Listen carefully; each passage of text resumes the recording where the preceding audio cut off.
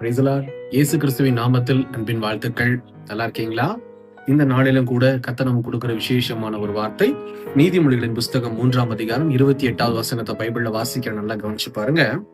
உன்னிடத்தில் பொருள் இருக்கையில் உன் அயலானை நோக்கி நீ போய் திரும்பி வா, நாளைக்கு தருவேன் என்று சொல்லாதே.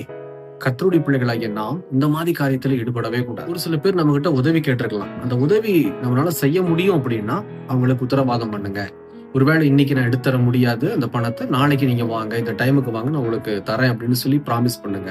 ஒரு சில சமயம் நம்ம கையில இருக்காது, நம்ம கிட்ட ஒண்ணுமே இருக்காது. அப்படி இருக்கும்போது என்கிட்ட இல்லைன்னு சொல்லுங்க. ஏன்னா ஆண்டவர் நம்ம கற்றுக் கொடுத்திருக்கிற ஒரு காரியத்தை நம்ம மறக்கவே கூடாது. உள்ளதை உள்ளபடி சொல்லுங்க, இல்லாத இல்லைன்னு சொல்லுங்க அப்படின்னு சொல்லி இப்படி இருக்கிறதுனால நம்ம உண்மை உத்தவமா இருக்கணும். ஒரு சில பேர் பார்த்தா, அதாவது நம்ம மற்றவங்க கிட்ட கடன் வாங்கியிருப்போம், அந்த கடனை கொடுக்கறதுக்கு அவங்க ஏதோ நம்ம கிட்ட கடன் வாங்கின மாதிரி அலைஞ்சு திரிஞ்சிட்டு இருப்பாங்க. அவங்க போன் பண்ணுவாங்க, இல்லைன்னா வருவாங்க. நம்ம கிட்ட பணம் இருந்தும் அவங்களுக்கு கொடுக்கல அப்படின்னா தவறு. தெரிஞ்சுக்குங்க, நாம் கொடுக்க வேண்டிய பணத்தை நம்ம கையில வச்சுக்கிட்டு அவங்களை அலைய விடுறது மிகப்பெரிய தவறு. 2வது, உதவி கேட்கிற நபர்கள் இடத்திலும் நம்ம கையிலேயே பணத்தை வச்சுக்கிட்டு இன்னைக்கு வா, நாளைக்கு வா, நாளான்னைக்கு வான்னு சொல்லி இழுத்தடிச்சிட்டு கொடுத்தோம் அப்படின்னா நாம் இயேசப்பா பிள்ளைகள்னு சொல்லிக்கிறதுக்கு அர்த்தமே கிடையாது. இயேசு கிறிஸ்து இந்த உலகத்துல வாழும் போது யாரையுமே அலைய விடல. அப்ப ஏசப்பா பிள்ளைகள் நம்மளும் மற்றவங்களை அலைய விடக்கூடாது. அலைய விட்டோம் அப்படின்னா இன்னைக்கு ஓகே, ஆனா ஒரு நாள் நாம் எதை விதைக்கிறோமோ அதையே நாம் அறுக்கக்கூடும்.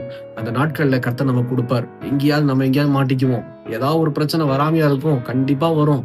அந்த சமயத்துல நம்மள ஆண்டவர் அலைய விட்டுருவாரு.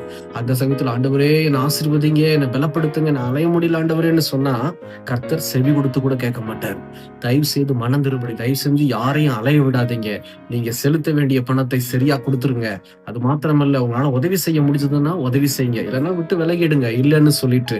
ஏன்னா உத்தமனுக்கு தான் கர்த்தர் துணையா இருக்க முடியும். மனம் திரும்புங்க, கர்த்தர் உங்களை ஆசீர்வதிப்பார். ஜெபிக்கலாமா? கண்களை மூடி.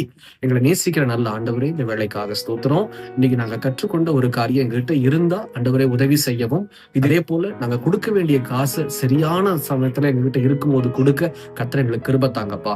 நாங்க யாரையும் அலைய வைக்க கூடாது, எங்கனால யாரும் துன்பப்படக்கூடாது, இடரடையக்கூடாது. எங்களை தாழ்த்துறோம். இயேசுவின் நாமத்தை ஜெபிக்கிறோம் பிதாவே. ஆமென், ஆமென். கர்த்தர் உங்களை ஆசீர்வதிப்பாராக. God bless you.